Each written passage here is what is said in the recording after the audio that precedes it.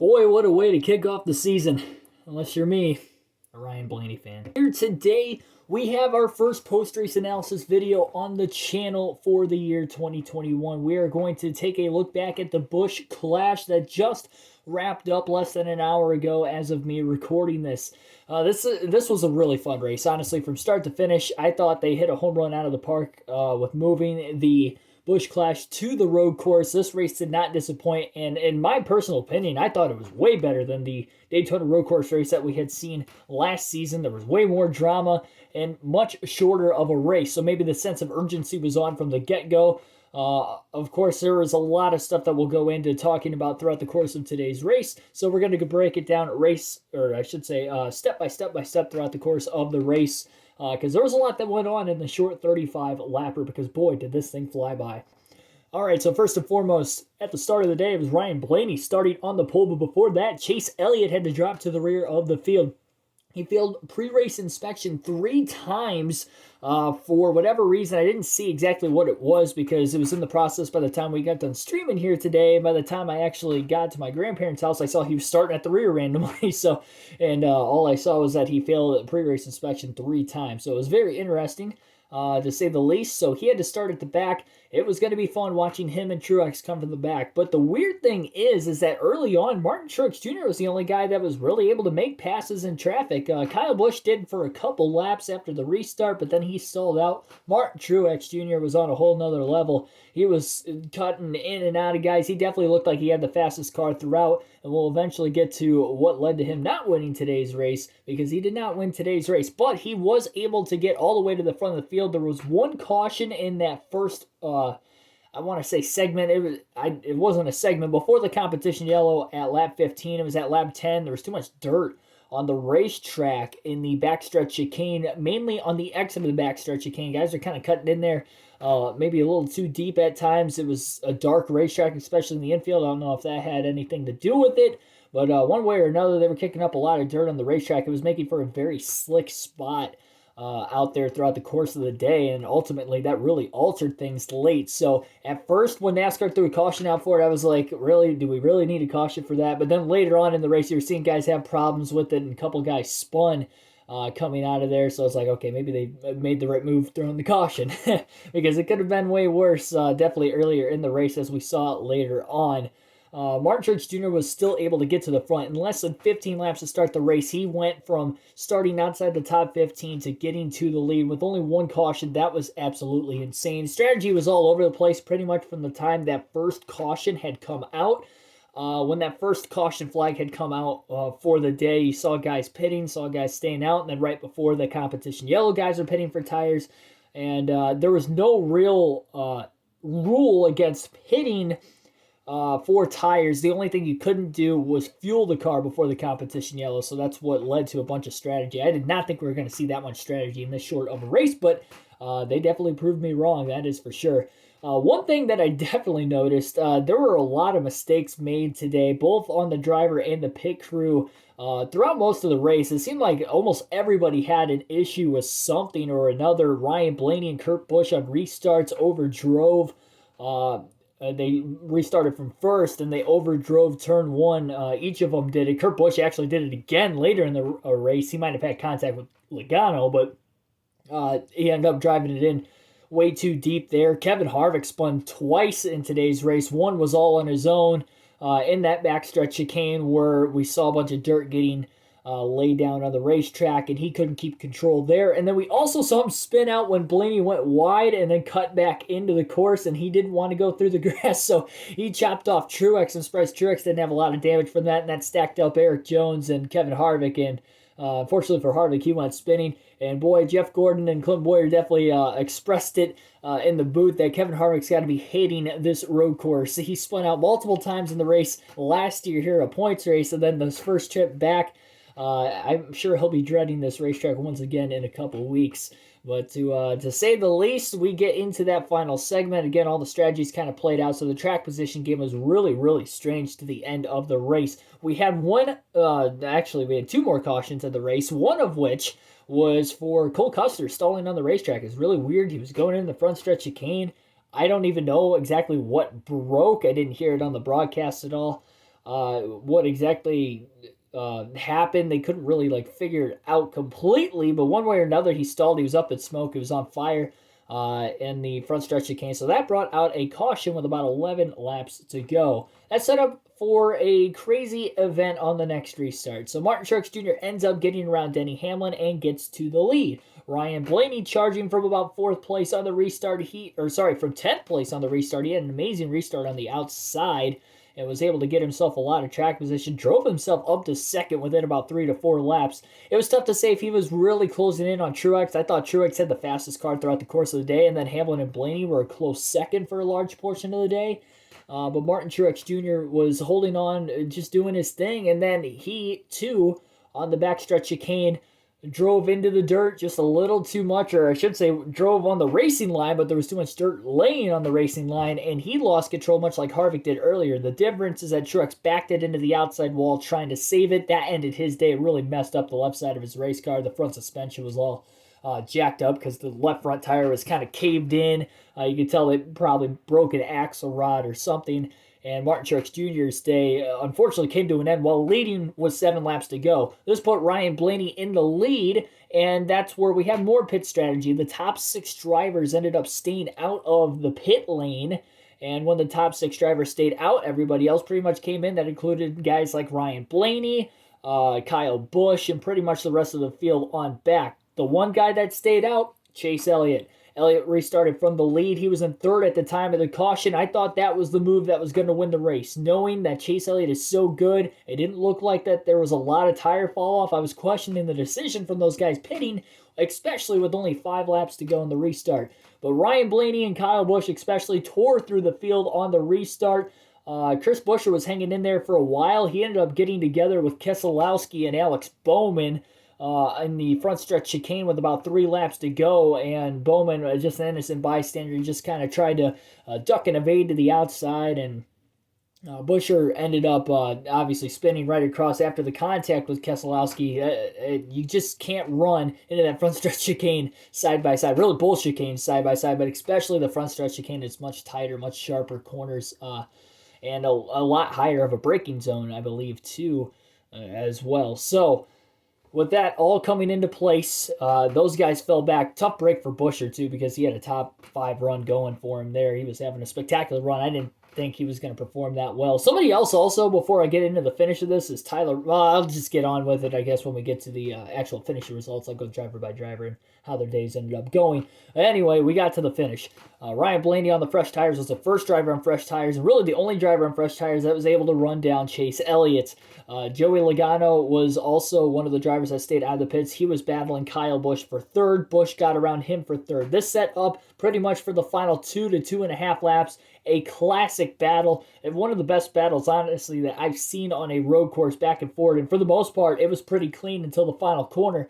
When we get to this point, they were in the middle of the, I think it was near or at and around the International Horseshoe, and they were side by side through there with stock cars, might I add you, with 750 horsepower. They were sliding in and out. I thought Chase Elliott was going to completely lose control and either take both of them out there. He was sideways as Blaney was trying to make the pass, and Blaney got around him. It is amazing how deep Chase Elliott was able to drive that car in to keep up with Blaney on older tires.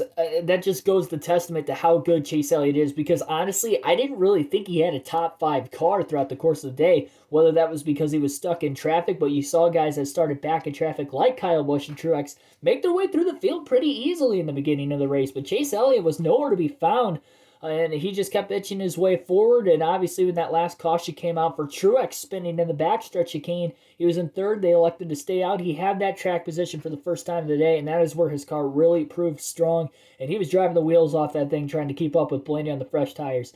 Final lap into the backstretch chicane, it looked like Blaney about had the race won. He was starting to pull away on those fresher tires in the infield portion of the racetrack on the final lap. They almost made contact getting back up onto the oval. Blaney beats Elliott back to the gas. In the backstretch chicane, though, Elliott closes in so much, drives it in deep, as I was mentioning, and Blaney kind of overdrove the corner a little bit and let Elliott get to him, and that set up the finish on the front stretch chicane where Chase Elliott dive bombed into the corner after Blaney also overdrove the corner again. So there was two instances where Blaney overdrove the chicanes on the last lap of the race. This one opened up the door for Elliott. I don't blame Elliott for taking that gap. You're racing for the win. You're not racing for second place. Unfortunately, he ended up second place anyway, because when they got into the chicane, they got together, and Elliott, you could tell he tried to keep it all, and he even said it too, but I will take his word for it. He tried to keep it off the curbing, and this is, again, coming from a Blaney fan. He did not take him out intentionally.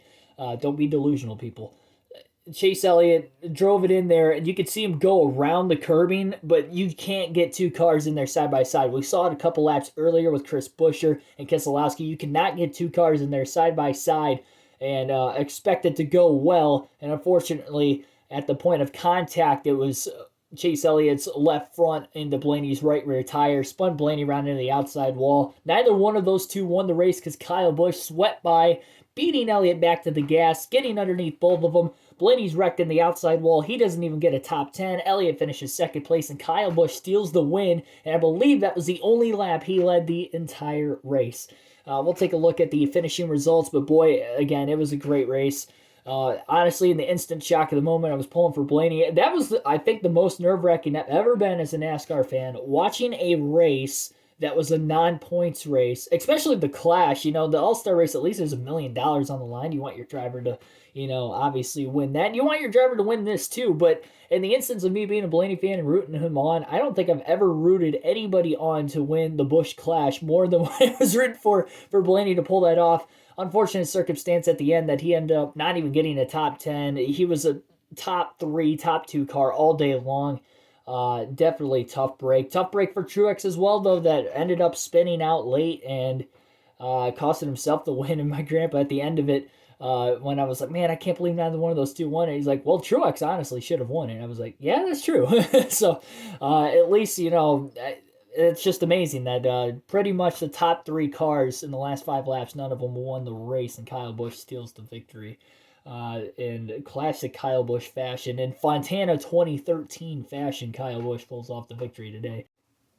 Alright, so I'll try to make this quick. Finishing results again, Kyle Busch with the win. We explained how he got there with Blaney and Elliott getting together in the final chicane. Blaney going around and Chase Elliott finished in second place. Joey Logano was able to hang on those old tires and finish third. Tyler Reddick, he really surprised me today. He was running top 5 for a lot early in the race, lost a little bit of track position because of an incident on pit road. Again, we mentioned those drivers were making mistakes both on and off the racetrack. Martin Truex Jr. at one point earlier in the race also, I believe it was after the competition caution, didn't even go through the chicane. Under caution, he didn't go through the chicane. And he was even like, yeah, I don't even know what I was doing there. My bad. And so cutting the course, I guess, under caution is a penalty. He had to restart at the back of the field. So he came from the back not once but twice. Kudos for him. Just to wreck out and finish last anyway. Well, very topsy-turvy night for Martin Truex Jr. But yeah, Tyler Reddick, 4th place finish. Great run there. William Byron started 5th, finished 5th, or I should say technically started 3rd with Elliott going to the rear, but he started top 5, finished top 5.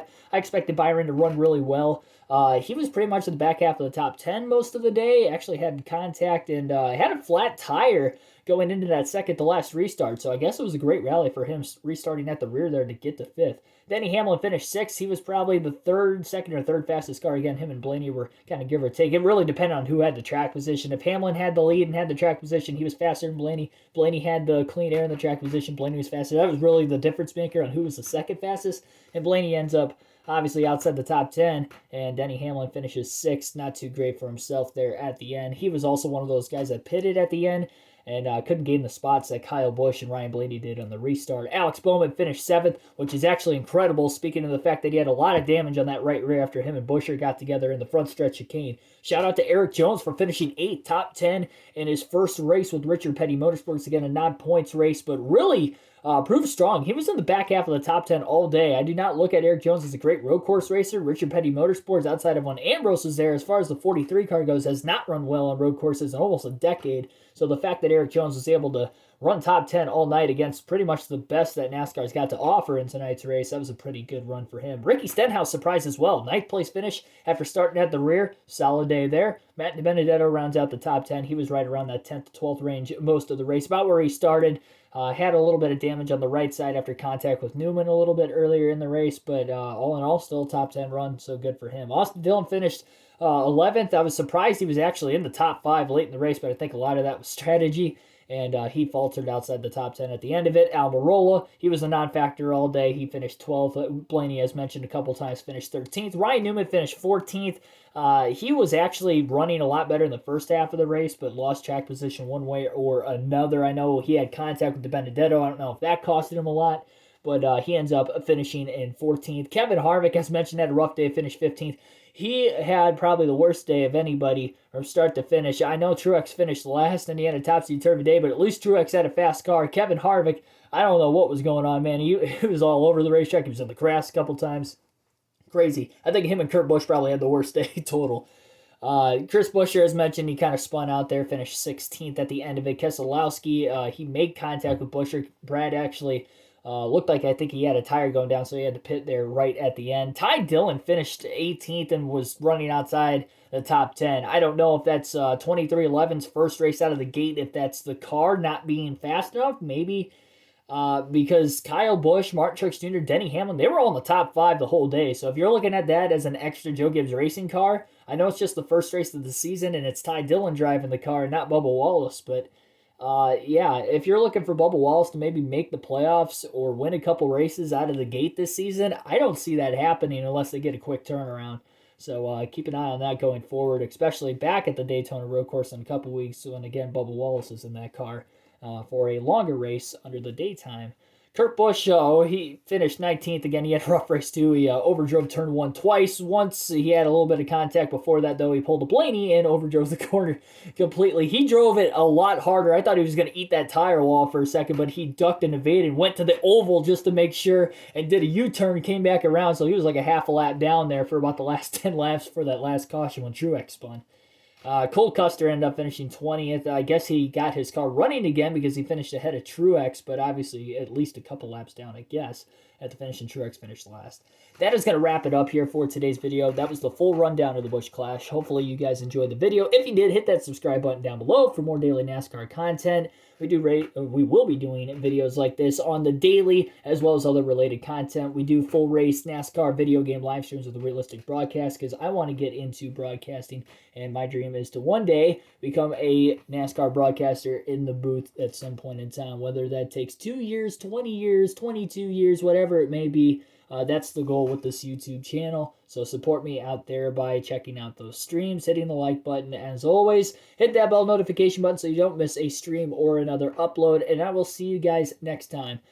Quick reminder, I guess I'll throw in my qualifying predictions for the 500 tomorrow at the end of this video. I know it's just qualifying, but I'm going to predict Alex Bowman to qualify on the pole. The Chevys have been fast, especially the Hendrick cars in qualifying before. Bowman has qualified on the pole before, so I expect those guys to be up front at the end of tomorrow night's qualifying. And no, it will not be a fluke or a NASCAR, pulling a... There's something going on with NASCAR and qualifying for the 500 that, like, people are saying it's rigged. It's not rigged. And Alex Bowman will get the pole outright, and it won't be rigged because he's driving the 48 car. But thanks, everybody, for watching. Fantasy League coming out. It should be in the description below, if not on this video, on the stream tomorrow night. So look out for that one. And I will see you guys next time.